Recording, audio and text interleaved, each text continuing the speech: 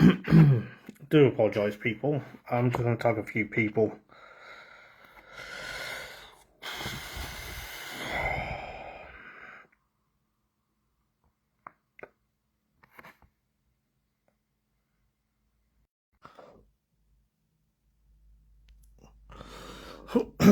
Sorry about that, people. Can you still hear me? I do apologise. I don't know what happened. For some reason, it logged me out.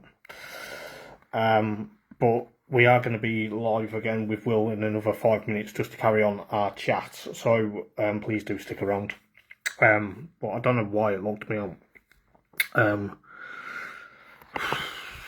bit frustrated, to be honest.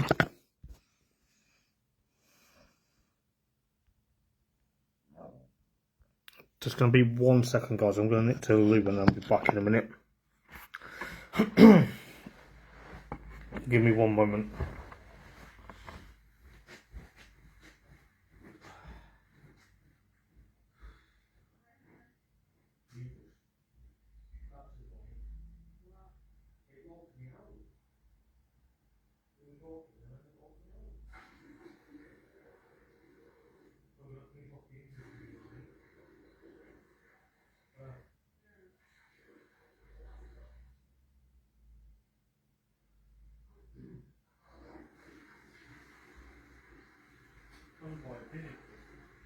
That's annoying, isn't it? No, I didn't, Diff, I know I didn't, mate. I just saw it said it session had timed out and it locked me out. For some reason. Don't know why.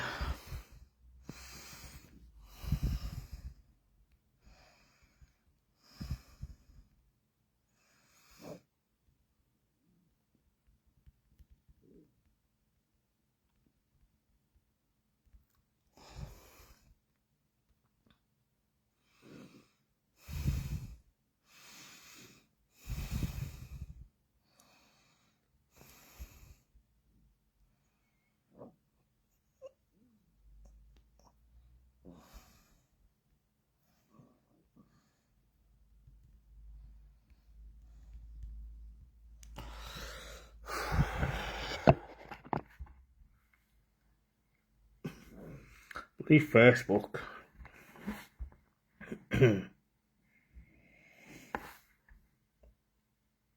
It could be, mate. I don't know what it is, Lee. It's never happened before. It just seemed to be a bit weird because it said session timed out or something, and then it logged me out, or session expired, and then it just logged me out. Never mind. He's going to come back on in the next 5 minutes anyway, so we'll finish off where we left off, and then I'll sign off for the evening. As I say, I do apologise. It's never happened before.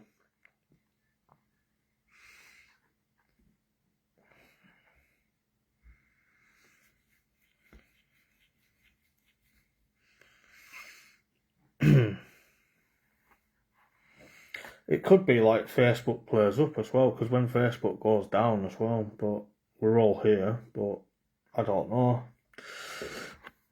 Bit frustrating, really, because I was enjoying that.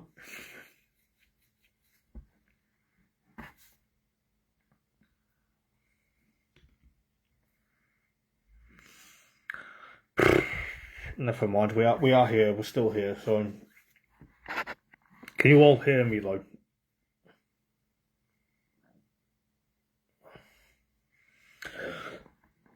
That's all right. I'm glad you guys are here.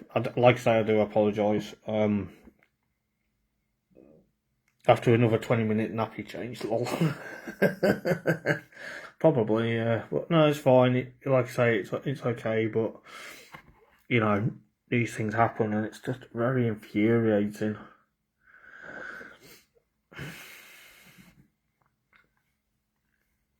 But never mind. It's part. It's part of.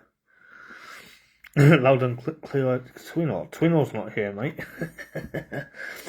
But yeah, as I was saying, I don't know why it did that. Maybe it's just it. I don't know. It felt weird, we were talking, and the next minute it just went. But hey ho, I'll upload it into 2 parts onto YouTube anyway.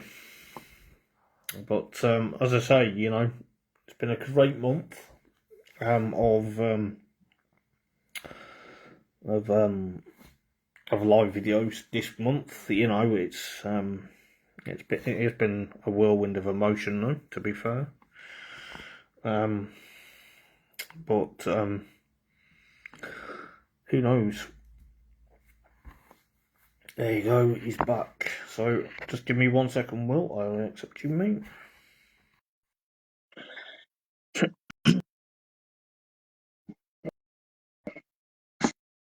Let's have a look. 10 comments. Hello. There we go, mate. I do apologise. I don't know what exactly happened. It just said session expired and then logged me out. I know, it just said session ended. Yeah. What were we even talking about? I can't even remember. Remember talking about Thruxton, I think, when you went drifting. Oh, yeah. When you were drifting.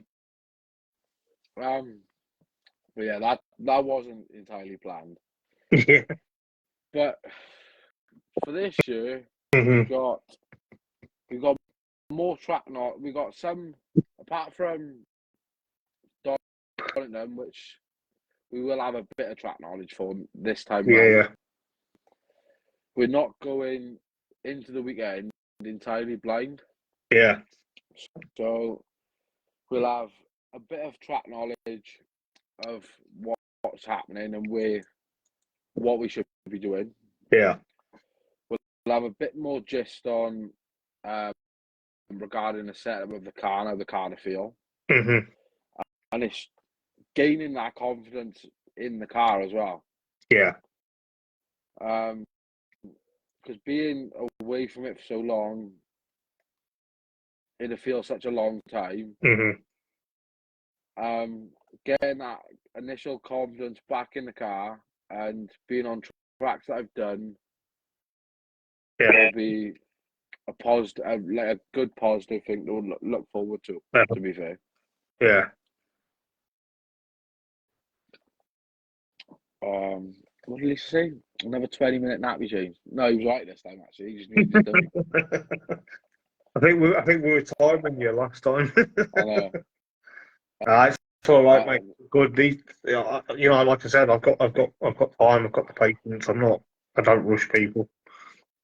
That's the one thing I will admit he doesn't like. He likes anything else. He likes his bottle. He likes having a cup. He likes going to sleep. But as soon as he has his nappy change, he kicks off. Yeah, well, it's typical, isn't it? We were all like that once. Well, exactly. Right. We've all been through being in nappies at some point. We have, mate. Whether we like it or not. No, exactly. But yeah, if anyone's got any questions you want to ask us, or are you going to be with Restart at Media Day? Hopefully I will be, Tracy, to be honest. I'm planning to be there, but it all depends on work as well, because I use quite a lot on my holidays to go away with touring cars, to work at touring cars as well. Yeah. Hopefully I should be there. Hopefully I should be there. Because that's another thing that we all can't wait to start again is BTCC. Yeah, exactly. I can't wait, especially after the news on Tuesday. Yeah, exactly. And obviously Dan Lloyd's back with us this year. Yeah. Because I worked with Dan Lloyd before when he was at Accelerate. Yeah. And Dan and his family are He's a good lad. Some of the most lovely people you'll ever meet, to be fair. Yeah. So hopefully I will be at the Media Day, depending on what happens. Mm-hmm.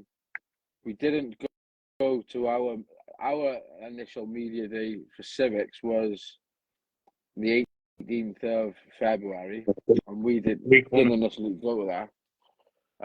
But there was quite a few people that didn't go either, because some people are still working on their cars ready for the start Yeah. of March, Yeah. which we was one of them people. Mm-hmm. It's obviously getting the time off to do it, because it's normally middle of the week, Yeah. and it's not obviously just me getting there with a car, it's everyone else being able to get there as well. Yeah, that's the thing, isn't it?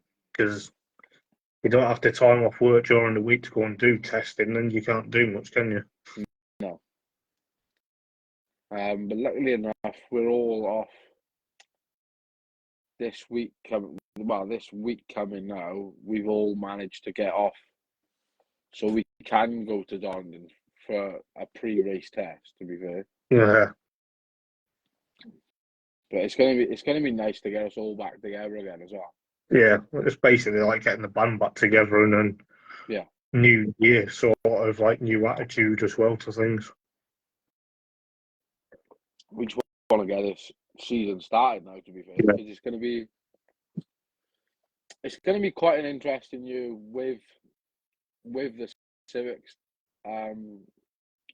More to the fact that we've moved organisers, we've gone from BRSCC Yeah. to BARC.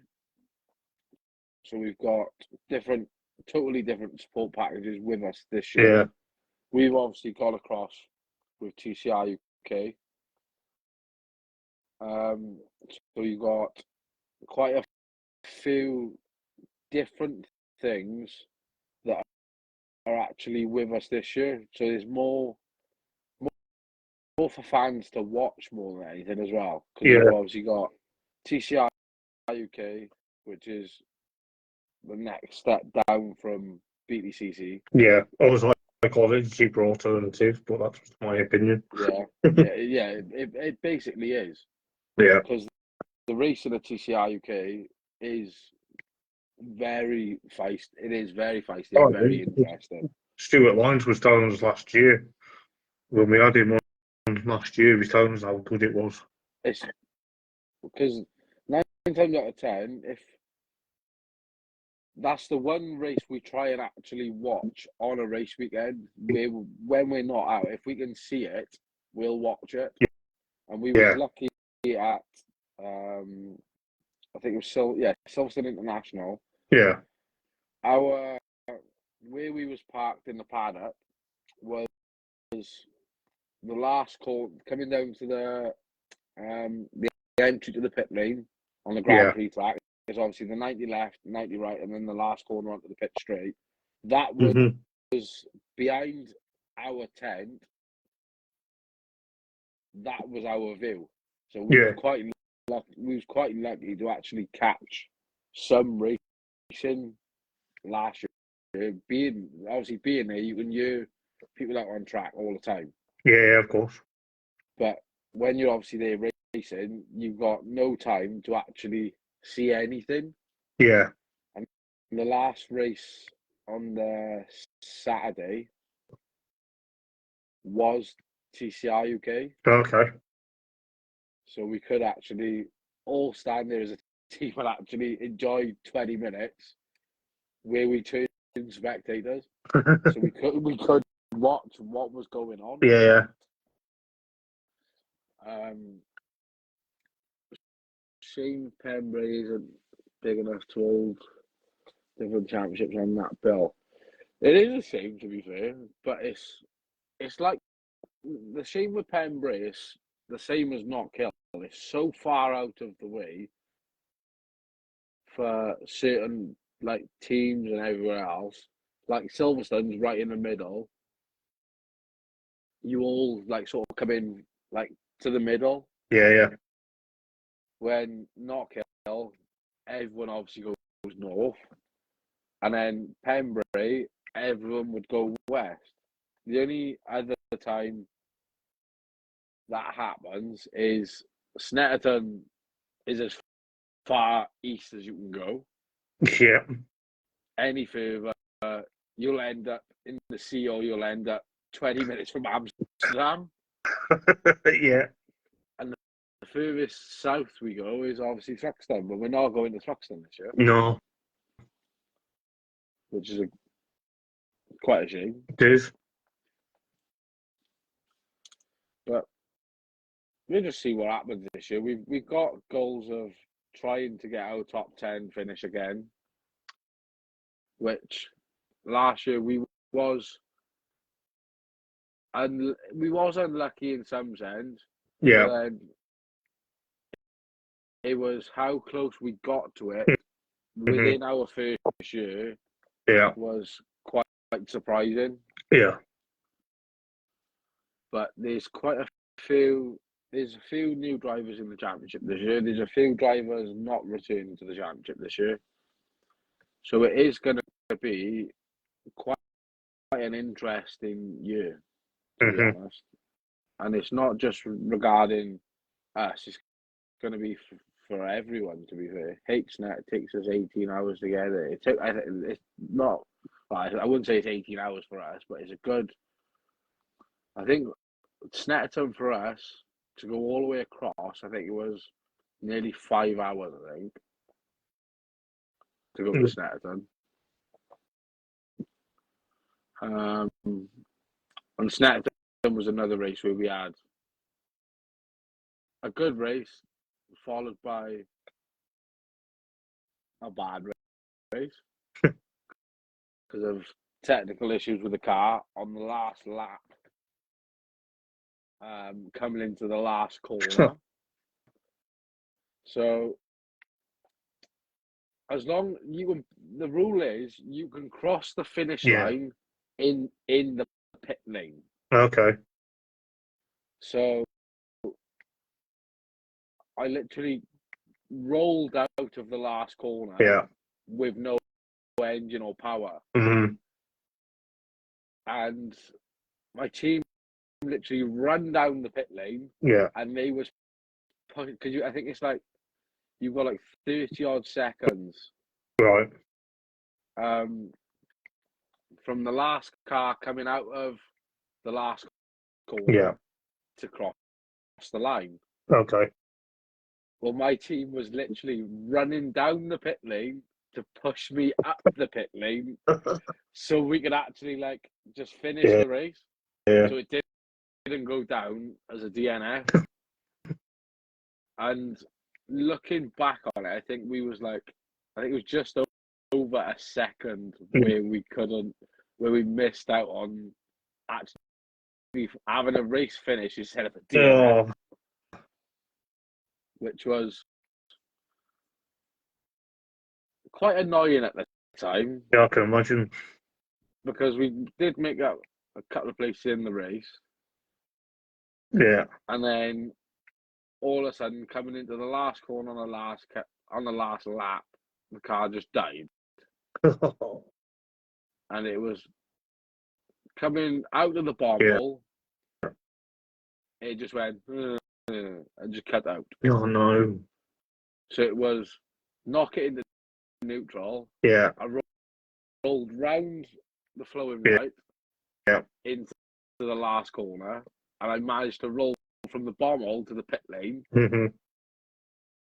And my team legging it down the pit lane, trying to push me up over the start finish line. Yeah. And turns out we missed it by just over a second. Oh, got him. I know. It happened. It happened. Yeah. It's another stupid memory that we've all got from our opening season. Yeah. What was said then?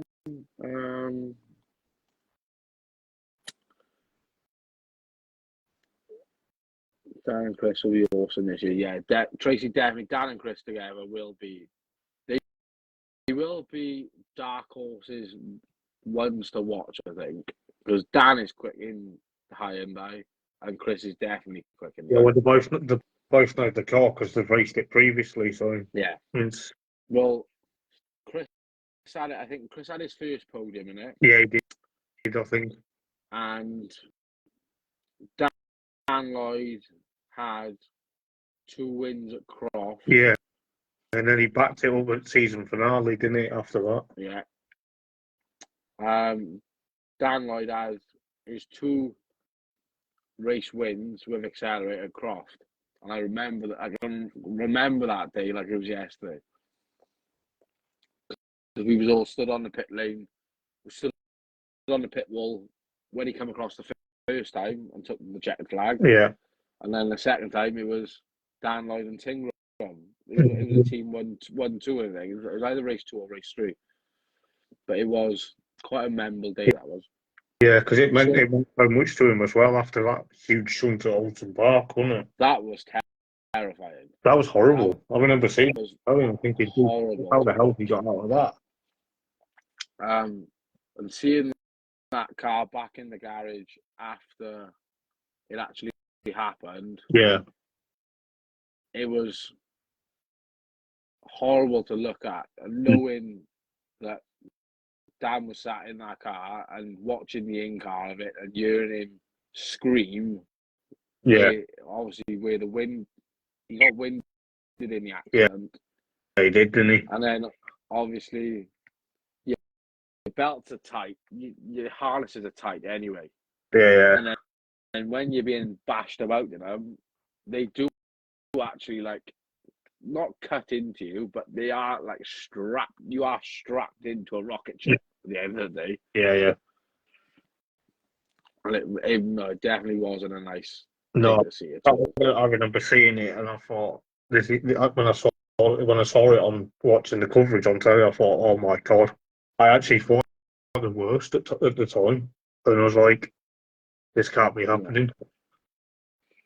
It wasn't nice, especially because he obviously had the first impact. Yeah, and then the scale from the impact after that was just like it was the second one with Colin Turkington where he came back across the track. Yeah, and he was just a sitting duck in the middle of the road. It was like Turks was unsighted with that as well. Yeah, it was literally like, for the way Turkington was playing it and where Dan was sat, it was like a professional game of chicken. Yeah, he was just a sitting duck in the middle of the road. Yeah. Shane Pembrey isn't enough to hold a round with the amount of different championships on the bill. It is a shame, to be fair, because Pembrey is a nice track, to be fair, but they do hold. I know they do hold rounds of the British truck racing there. Yeah. I haven't actually seen their calendar for this year. But I think that's going to be another thing with them being with us. That's getting more fans in with our close racing, and it's something different for everyone else to watch, because everyone is, I'd love to go and watch truck racing. Yeah. But now it's on the same package as us and TCR UK. It's gonna bring massive crowds. That it's going to bring a lot more crowds in, and it's a lot more exposure for us. Yeah, and one as a team, and two as a championship. Yeah. What advice could you give to someone coming to see you all for the first time? Check the weather, definitely, because after Croft, or the week leading up to Croft, it wasn't supposed to be raining. No, it wasn't. I live an hour and a half away from Croft. We got there on the Friday, and it was overcast, but there was like break the cloud, so it was like, is it gonna rain? Is it not going to rain? It was like a yes or no 50-50 flip of a coin. Yeah. And then it turned out it lamped down. But first, to come to see you for the first time is just try and enjoy it as much as you can, and obviously come over and see us, because everyone is welcome at our awning. So definitely come over and see us if you're planning on coming to one of our rounds. But definitely pack wet weather things just in case. Yeah. Because certain tracks in the country, yes, there could be a bit of cover, but some of them there's not. Because Donington Park, for instance, the round one, the only cover you've actually got is the grandstand on the start finish straight. Apart from that, it's all wide open. Yeah. But for people come to see us for the first time, definitely come over and see us as a team, for one. Because everyone is welcome with us.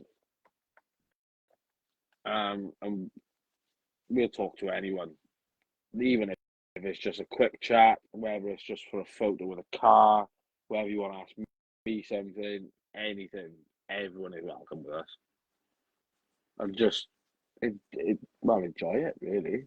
Because that's what motorsport's all about. Because if it wasn't for fans, motorsport would, well, as we've seen during the COVID, motorsport was nowhere near as enjoyable as it was with the fans. I'm going to be honest, it was bleak and depressing watching it at home with all the spectator banks quiet. Yeah. And I realised that I said to myself on the way home from work this evening, I realised how lucky we were, like for the rest of it, like obviously 2021, yeah, okay, some of it was behind closed doors for a couple of months, then obviously fans started going back. But the rest of the years, like last year before last and that, we were lucky to attend again. Yeah. And days of the COVID pandemic, I was thinking, I said this to everyone on here, would we ever go back, And it wasn't very nice, but, it had to be done. It had to be done, but the one thing that was actually like annoying with motorsport is if I get a time now and again, well, I don't get so much time now, but it was the same. Motorsport and fishing was exactly the same. You couldn't go to motorsport where you're outside, you could stand. It was the 2 meter rule where you could stand 30 foot away from someone. Yeah. And you couldn't do nothing. But No. then you'd have 4 people going for a game of golf. Yeah. I'd rather be stood on a racetrack than playing a game of golf. Yeah, and then you had people playing football, like still players. So okay, it was crazy because you would you know yourself that I enjoy my football. You do, but we're not mentioning football here because Mike. I wonder why that is. Well, there's nothing wrong with my team. What we trying to say here? But all I'm gonna say is we're still gonna win the league this year. You're still going. Oh, okay. You're still going to win. Okay. Okay. Well, I say that. You bottle jobbed it. I'm not counting my chickens yet. Well, but to be fair, I think you've had a good season. We can't be in a better place not to win the league this year. No, you can't be. No, you can't. Even though you beat us 2-1 a couple of weeks ago. I am sorry, mate. It's all right. I've had more people wind me up this season, so don't worry about it. But that was another thing. That it was so annoying that knowing that you could watch people play football on the telly during the pandemic, but then you couldn't go and watch it. Yeah. You couldn't go racing when you're in a car on your own. Yes, you have your team there, but then you're all in your confined teams anyway. Oh, so it could just be right. You stay with your team. You stay with your team. Don't obviously go socialising like normally you do on a race weekend. Yeah. So we can go racing again. Yeah. But it was what it was, though. Unfortunately. Yeah. But yeah.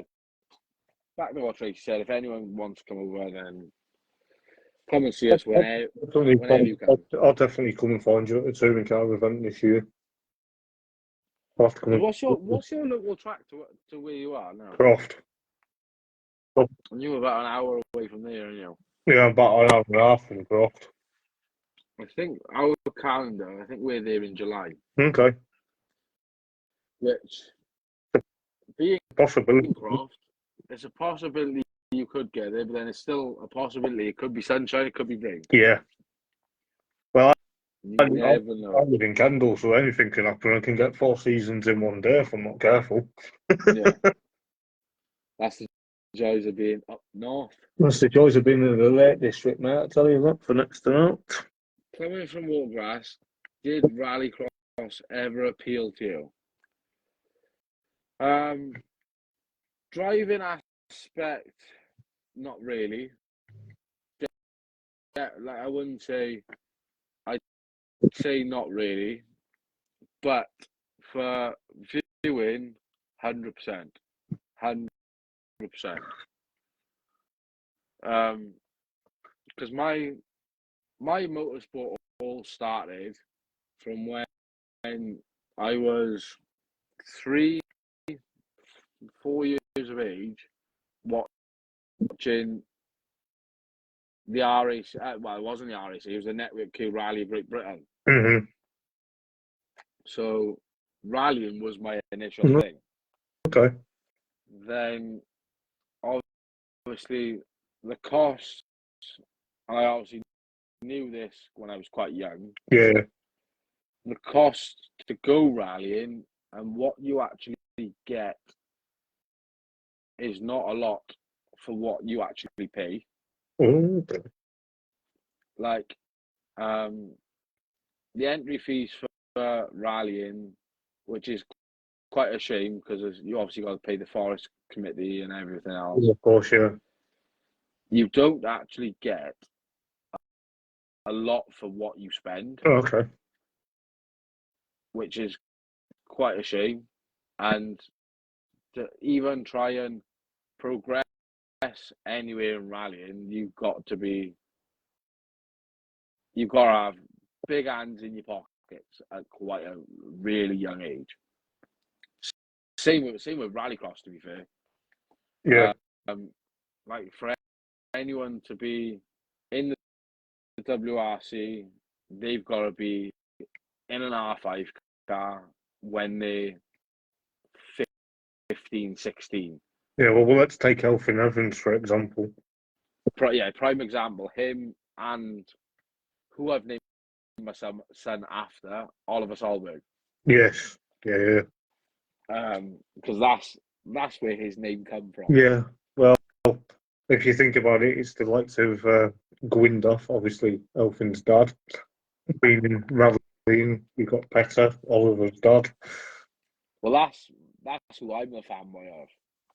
Because obviously, when I was little, it was obviously Colin McRae, Richard Burns, Tommy McKinnon, and Petter Solberg. Yeah. The Leeds WRC drivers, as we're going to call them. Yeah. It was the golden era of World Rally Championship, in my eyes. Oh, yeah. To be fair, it is because, we had, obviously, I never used to go, well, I went to go and watch it, but I never went in that golden era. But at the end of the day, I watched it on telly, so... Yeah. But that's in my opinion, it's the golden era from rallying because you had so many drivers, so many manufacturers who was involved in the sport. You did. And anyone could win an event. Where you look now, there's only 3 manufacturers in the championship compared to when, say, what we're saying is the golden era / elite era, there was 7 manufacturers. And any one of them could win a rally. Yeah. But now it's just everyone playing the team game against each other, isn't it? Yeah, it's motorsport politics at the end of the day because team since obviously happened with. You've seen it happen with Ferrari. You've seen it happen with Mr. Schumacher and Barrichello. You've seen it happen with Bottas and Hamilton. Yeah. Team order. I will admit, as much as team orders are a benefit for your teammate, as in, yes, you would do it, but it's also like killed the sport in the same sense at the same time. I see where you're coming from. It's like, I'm going to be honest here, it's like my mate Mr. Robot and Ash Sutton in 2023 when Dan got asked to move over at Silverstone so Ash could get more points. I didn't like that. I thought, oh, here we go, it's in game. But then it's like in qualifying at that meeting as well, they asked Dan to back off because if he didn't, it would have not Ash out for the top 10 shootout. And it's like, oh, but why are you doing that for? Ash is capable of winning races or getting high up from wherever he starts anyway. But it is what it is, though, mate. But I'm not going to argue about it. It's something that's still happening. But it's one of them things. Some people agree with it. Yes, at the end of the day, like, well, my TikTok the other day, there's no I in team. No, there isn't. There isn't. But there's a me in team, but it's not about me. It's about together, isn't it? You need to you have the pros and cons of it. Yes, you could have say, wait, someone could return the favour to you. Yeah. But then it's not nice being like the same thing with like what you said with Ash Sutton and Dan. Yeah. Excuse me, you're slightly quicker than me, but let me go past you. Yeah.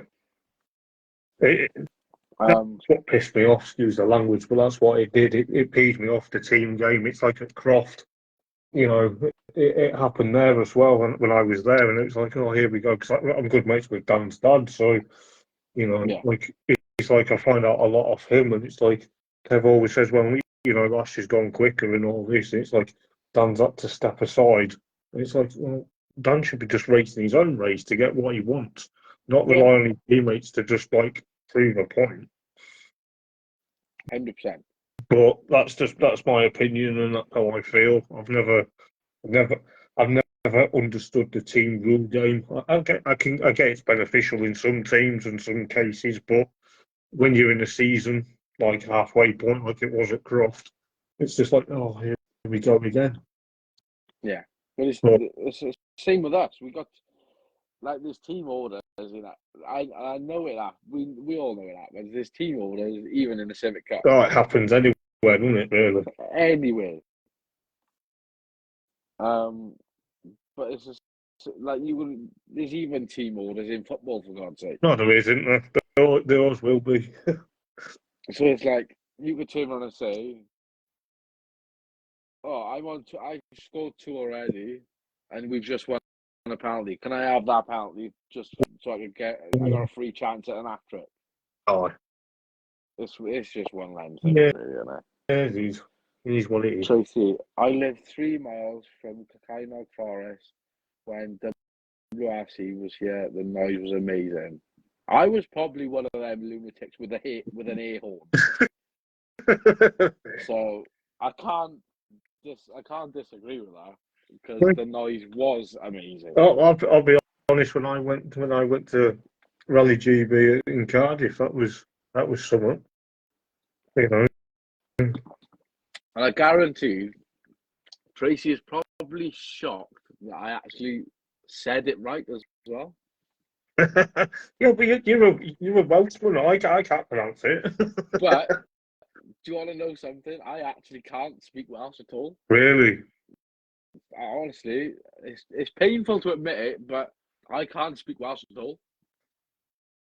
Well, but it's to do with rallying, so knowing where a stage is, then you know, it's sort of it don't count. all I'm gonna say, Will, is I'm gonna do a bit of a Gavin Stacey sketch here. But they spend all that money on the road signs in Welsh, and no one ever speaks the lingo. You're not even lying. I probably butchered that sketch completely, but you know. No, you're right. Barry with a Y and Barry with an I. Yeah, and I've been to Barry Island, and I think it's a fabulous place. Don't get me wrong. You know, I spent my last day of my holiday in Cardiff with Jen there a few years ago, and we sat on the beach getting sunburnt because we didn't bring the sun cream because we didn't know what the weather was doing. You got sunburned in Wales? Yeah, mate. Wow. I'll send you the picture. I was going to say, I need proof of that. Yeah, well, I'll send you some proof. Looks like I'm the only. Hang on, wait there. He just said he's the only one that speaks Welsh on it. Where are you actually from in Wales, though? Because you know yourself that being Welsh, certain areas don't even speak it. Because 9 times out of 10, like some of the people around where I live, they struggle with English, let alone Welsh. See, I can't speak Welsh, but the funniest thing is Jen spoke Welsh when we were at Cardiff train station. I was like, what the hell are you doing? You don't even speak it. You don't even speak the mother tongue. It's like Dino off Gavin and Stacey. Yeah. He spent all that time learning Welsh, and then he couldn't do it. Yeah. Spent all that time learning Welsh. They couldn't want to allow to speak because they told him to shut up. Yeah, they told him not to. They told him that no one speaks Welsh. That's probably where it all stems from, because everyone says stuff like that. Probably. But no, it's fine, mate.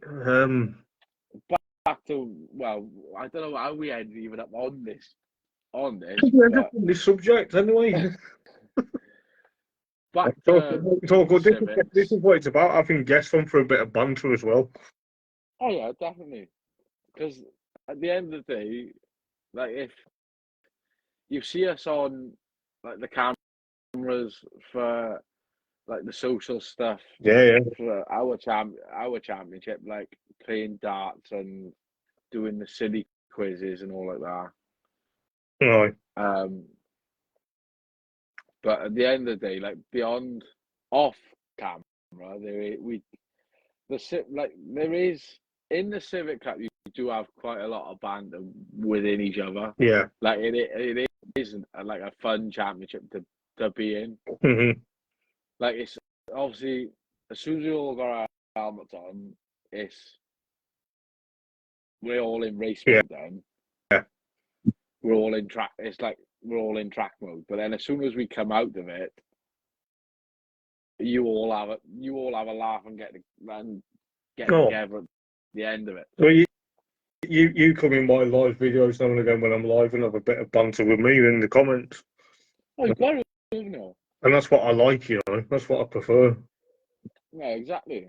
I don't like people. Don't get me wrong. Yeah, I have people obviously in my community. The community here are very clever at banter and respectful. I had a guy last year that tried to put us down, and it really pissed me off for a few days. And I was like, well, that person's now no longer on the page, but people are just so nice to each other, and there's no issues where people are arguing with each other in the comments. No, well, at the end of the day, it's down to me bringing the good vibes and the down to earth attitude. Well, exactly, because like at the end of the day, you're a motorsport fan, as well as you do this out of your own time. You take your own time out of it. Yeah, exactly, mate. You're giving us shout outs as drivers and teams, which I want to do. out of your own time. Yeah. And motorsport, it's the only thing I know of where you can actually properly give back to the fans. Yeah. Like, obviously, the higher up you go, you couldn't have, like, say, people walking into your tent at Silverstone at Formula One. No, you couldn't, because that's stupid money and all the publicity behind that. But then you go club racing, like TCI UK, Civic, MX5s, all like that. And like that's the one thing I will admit with our team is we had quite a few times last year where we'd have some young boy with his dad come and look at the car. Yeah. And I'd say to his dad, sit in the car if you want and take a photo of him. Because at the end of the day, seeing like fans smile at the end of the day where you've done something like even as silly as that, like, do you want to sit in my seat to have a photo? At the end of the day, at one point, I was one of them people. Yeah, exactly. And I will like always remember things like that. So like if some 4 or 5 year old little boy said, "Oh, can I sit in your seat?" Yeah. And his mum or dad took a photograph of him, then what's wrong with that? Because he's gonna that's gonna make his day. Making memories for that child, and it's also giving you a good name, really. Yeah, 100%. Because it happened a few times to us last year, and I was one of them people at some point, and knowing that like little person would have that memory. Yeah. Like when we went to Goodwood, I think it was 2-3 years ago. Yeah. And I actually sat in some very special cars when I was there because of who I knew, what I knew, and things like that. But I was even, like that little child would obviously get like sort of acting giddy because they'd just be like, I just sat in a race car. Yeah. I was doing that at Goodwood 2 years ago, and I'm in my 20s. Just because the fact that I sat in Harry Mittler's S1 Quattro, I sat in Lackner's Focus. Nice, mate. Richard Burns' 99 Network Q winning Impactor. Yeah. It's mad, isn't it? Like exactly what Lee just said, it gives inspiration to young kids. Yeah. That you want them to get into motorsport, because without the fans in motorsport is it's still fun, but it's nowhere near the same. No.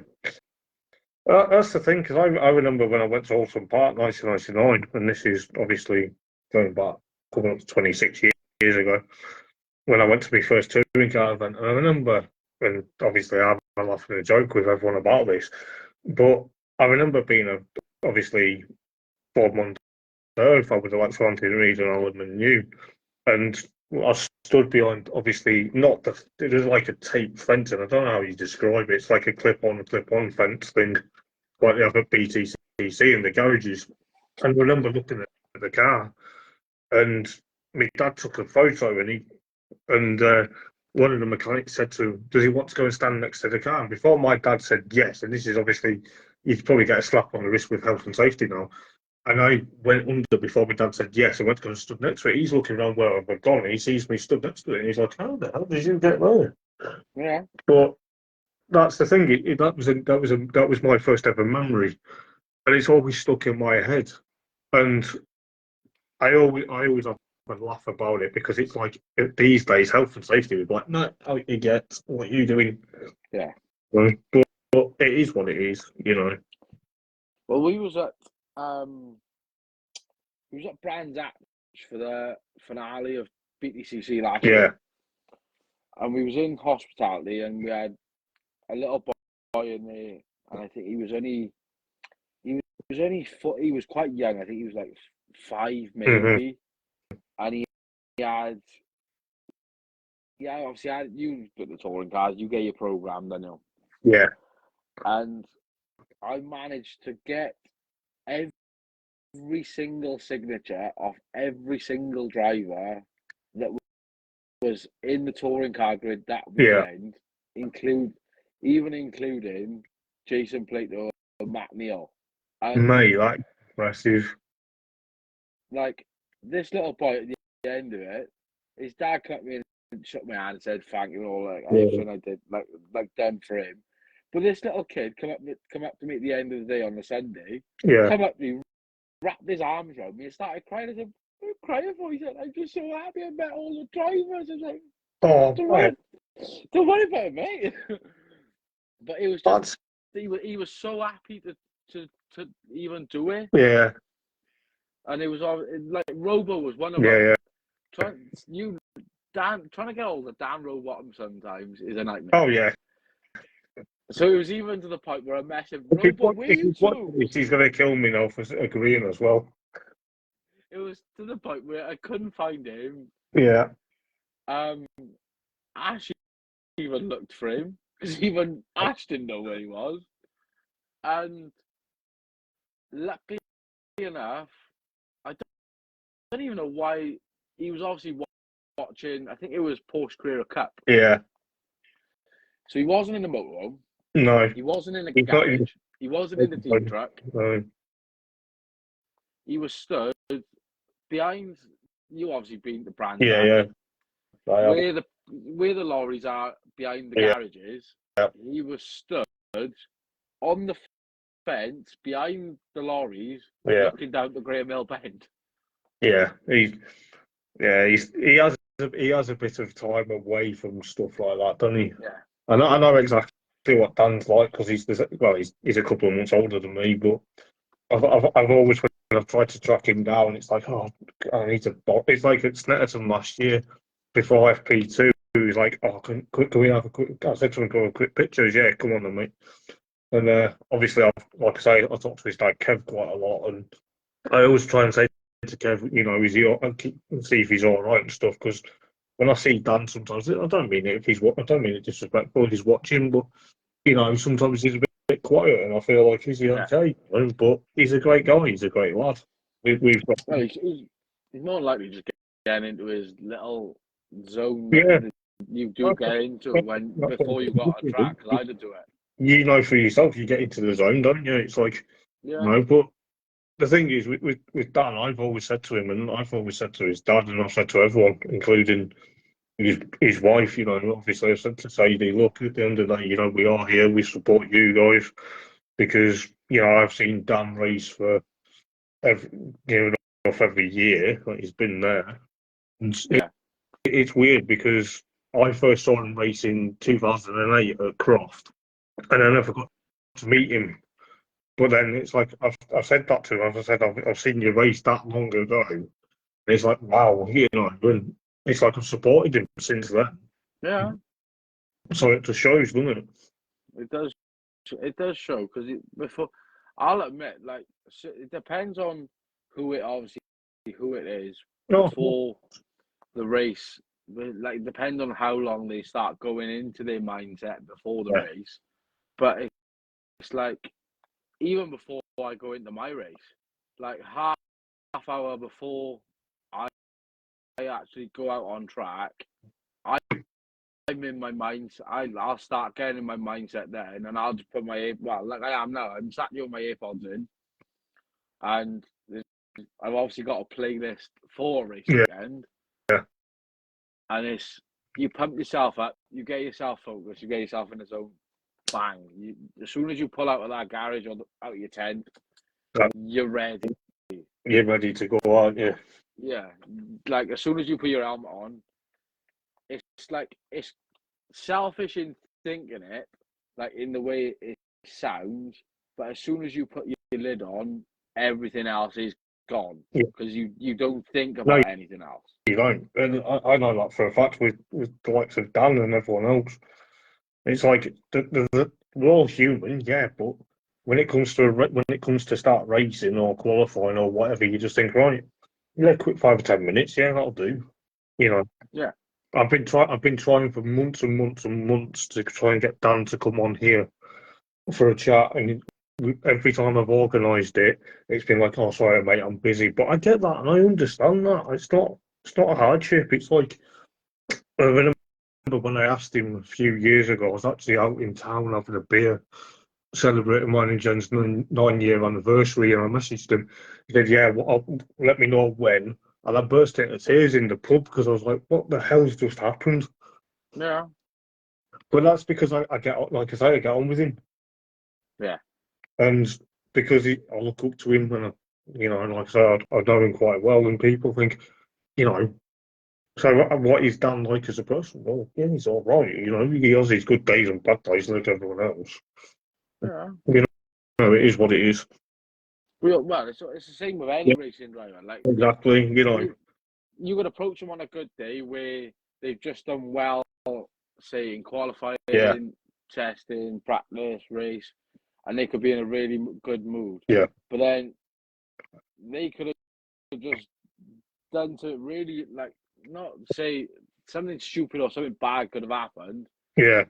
And then they like sort of come across as arrogant, but then it's like there was an FIA race statement released this week about stage end interviews in rallying. Oh yeah. When the end of the day, it's not they're trying to be arrogant. They've just gone flat out for the last 20. It could be 20 to 25 minutes. Oh yeah.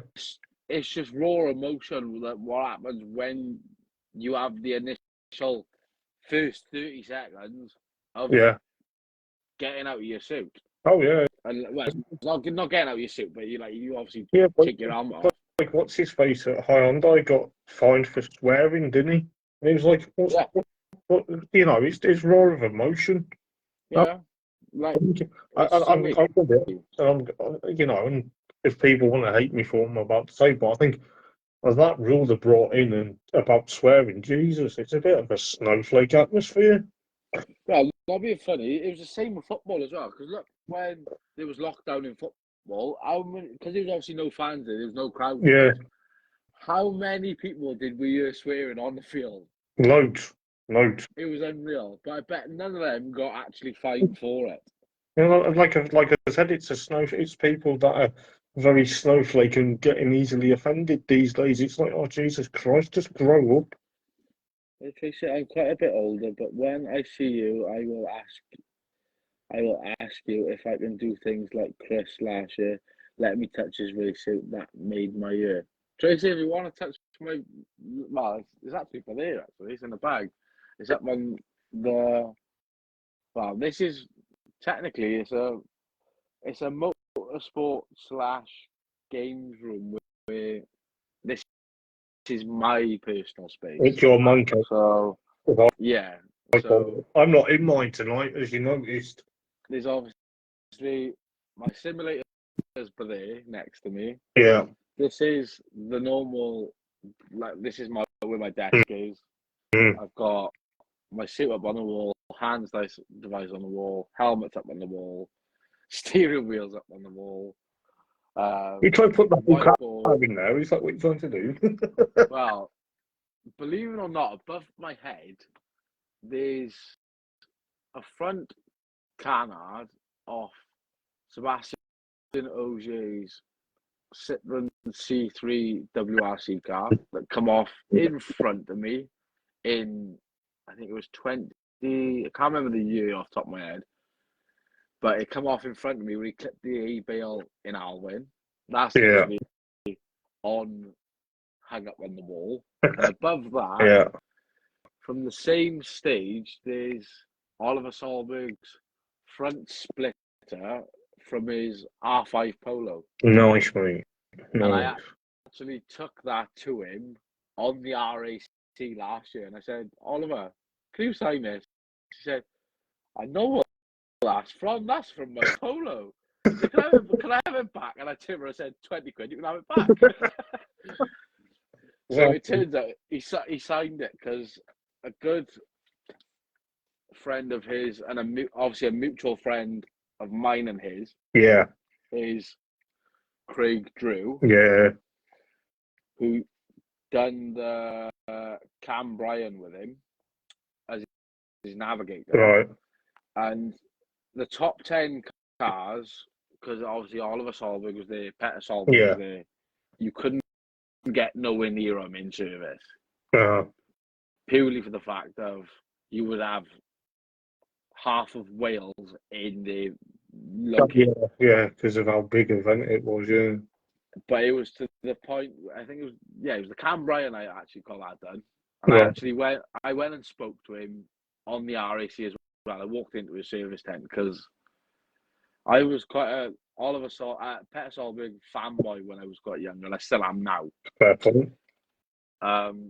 So it's to the point where I was a fan, but now it's a personal, like, fan favourite sort of thing. Fair play. Because I got downstairs. Yeah. I've got I had these when I was 7. I think it was 7 I was. In my living room up on the wall, in a boxed glass frame, there's Subaru World Rally Team overalls from when Solberg lifted the world title in 2003. Yeah. And I was stood behind him in Cardiff outside the Civic Centre in the town. Mm-hmm. And the autograph session started finishing. Right. So my old man decided to push me over the barrier. So I run up behind him and went and tapped him on the back. Right. And he turned round and it was like Dr. Evil off Austin Powers. It was, look, it's mini-me. Because I had overalls on, I had the jacket on, hat, boots, the lot. Yeah. And he said, come with me. And I ended up walking into Cardiff City Hall with Petter Solberg. And I had Petter Solberg there, Tommy McInerney there, Phil Mills, and Kyle Lindstrom, and they all signed all my. Well, the jacket is actually next to me, and it's in my wardrobe, by the way. They actually signed all of my team gear. Wow. So I was technically a little mini me stood behind him. So I've got. There's the hat. Yeah. That I had on. Mm-hmm. And there's Tommy McInerney and Petter Solberg's signatures. Nice, man. On my Subaru coat.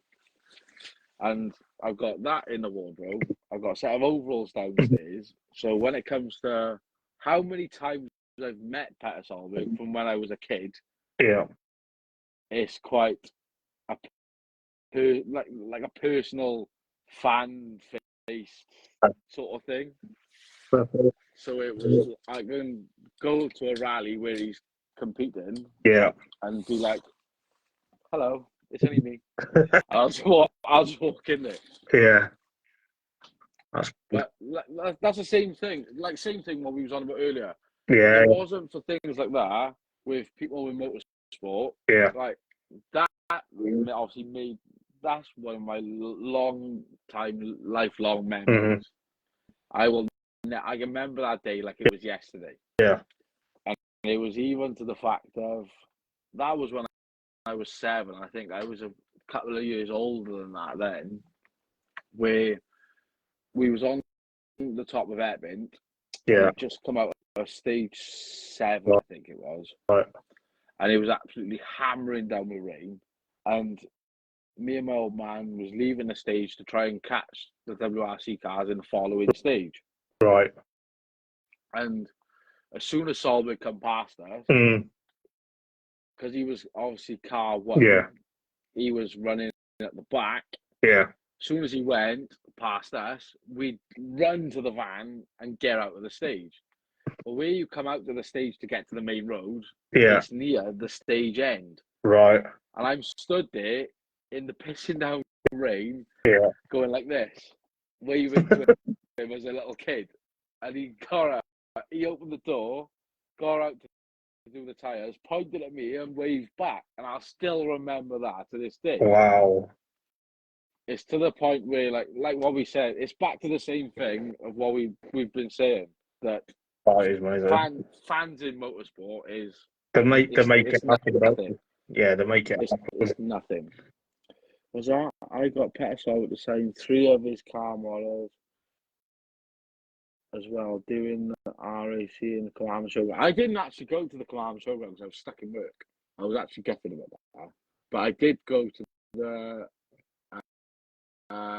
2 legs that we had here last year, because we obviously had Sweet Lamb and all on the second day. Yeah.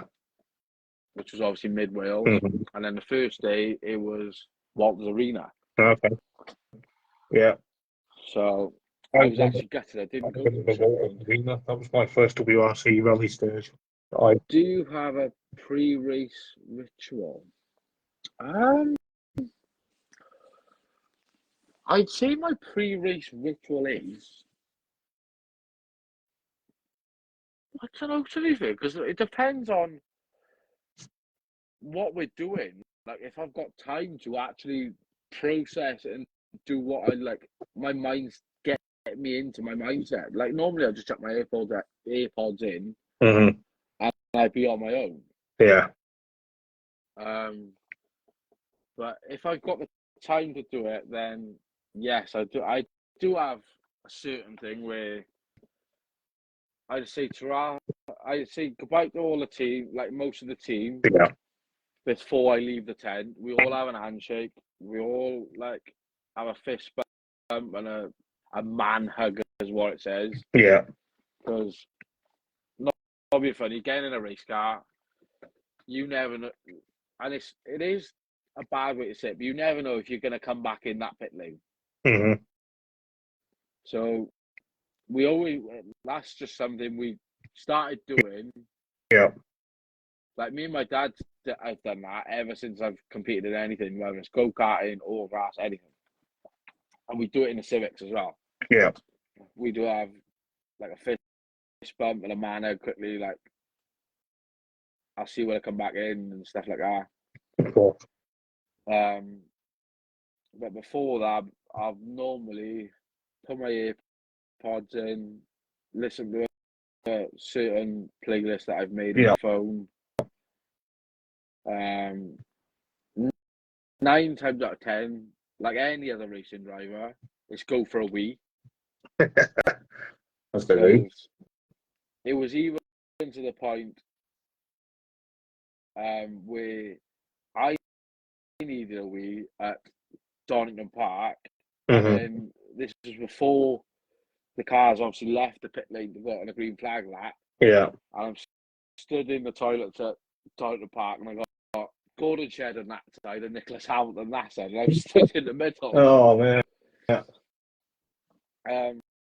So normally it's either headphones in, go for a wee, quick sip of the drink. Yeah. Because I always get a dry mouth anyway.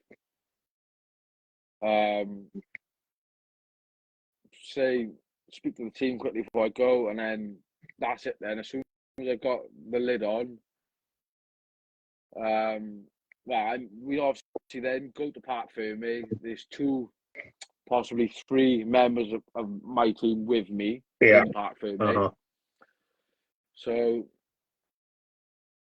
I'll obviously put my helmet on and my belt, hand device, gloves. Yeah. They'll have another person checking the in-car cameras on, because we've all got to. I'll be back in 1 minute, mate. You just carry on. Yeah, no worries. It's championship regulations that we've all got to run an in-car camera, purely for the fact of incident or accident. So they've got as much footage as they can to see, like, say, certain angles of a racing incident. So one of them checks to see if all the in-car cameras are on. I sort myself out, and then another person goes round the car and checks to see if the doors are shut tidy, the bonnet's shut tidy, the boot's shut tidy. So it's all like A1 before we go, because that's sort of what happened at Brands Hatch, where the bonnet pin snapped. Yeah. And obviously we checked. The whole reason was we checked, lifted the bonnet up after they did the engine change in Park Fermes, because we had a slightest bit of steam Yeah. coming out of the bonnet. Yeah. And it turned out it was a little bit of oil, old oil, where I blew the bottom end of the engine. It was old oil. It was literally, and I mean like a dribble dropping down onto the manifold. Yeah. So it was just a tiniest puff of steam, and I said, "What's that?" And then when they put it back down, obviously, bottom didn't stop. Yeah.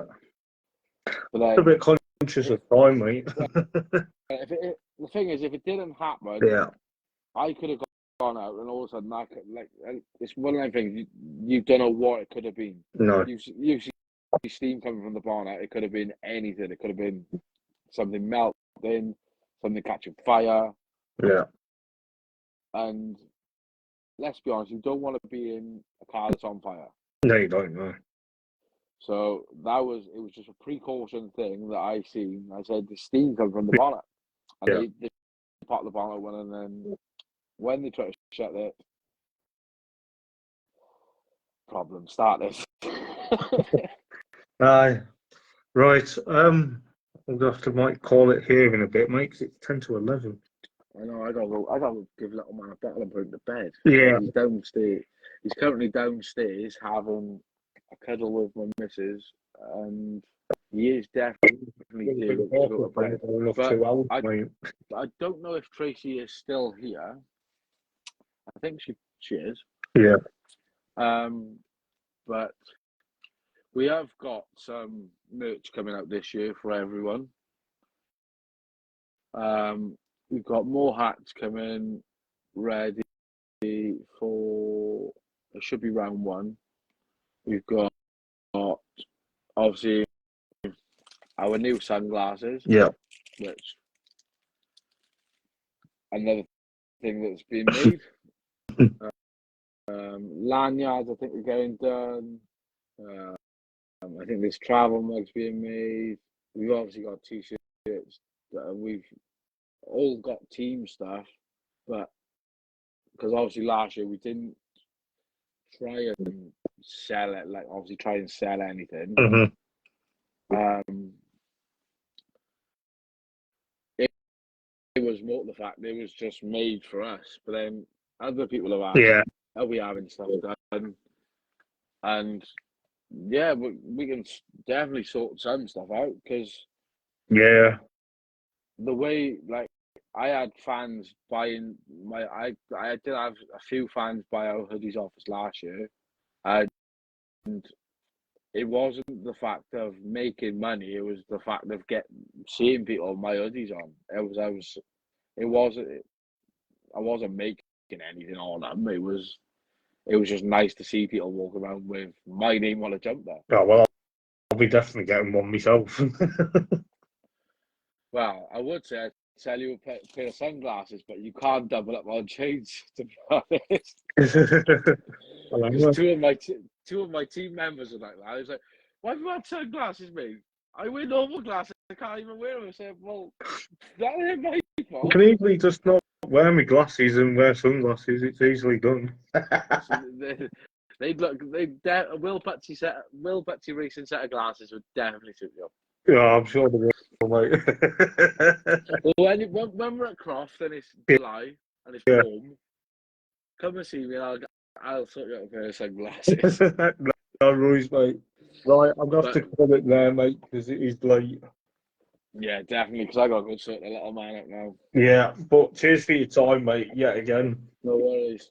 Well, anytime, you know that. And I'll, as a thank you, I'll send you one of our stickers at some point as well. Or if I see you before then.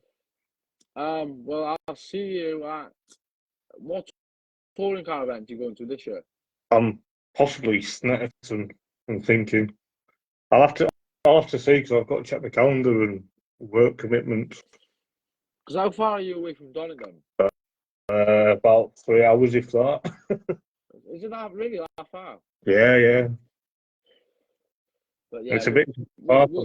I don't have access to a car, so that's the problem. Yeah.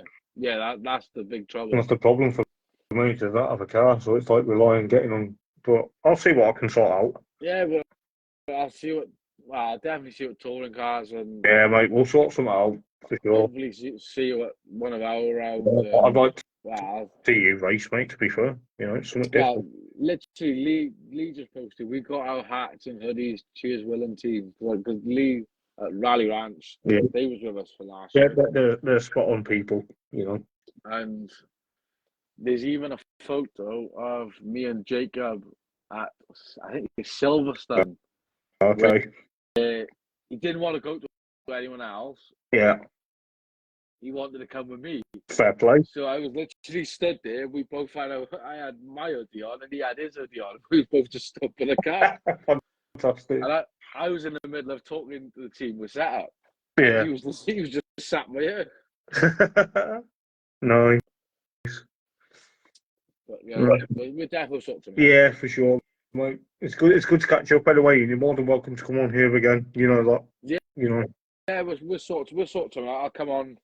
You're more than welcome. I'll come on halfway through the year. We'll do like a half season update. Yeah. Well, just drop me a message if you want to when you want to do it, and I'll sort something out. You know. Yeah. Means a lot. You know, yeah, giving up your time, and I enjoy doing it. So. Yeah, no worries, bud. No, Sort something out. I'll let you go and look after little one. Otherwise, you'll get shouted at for being on even longer. Yeah, no, I will. You got told what time are you coming to bed? But yeah, it's good to have a catch up. Good to speak to everyone. It is, mate. I'll see you all at some point. And We'll catch up soon, mate. And do keep popping in the comments when I'm alive. Sometimes when you can. yeah, I jump in when I can. When I get a chance. I don't mind when it is. You know, you're always here, there, and there. So you're a supporter of us, and I appreciate it, mate. So you know. Yeah, no worries, mate. Right, I'll let you go. Because I need to go myself. Have a good one, everyone. Cheers, Will. I'll speak to you in a bit, mate. Ciao.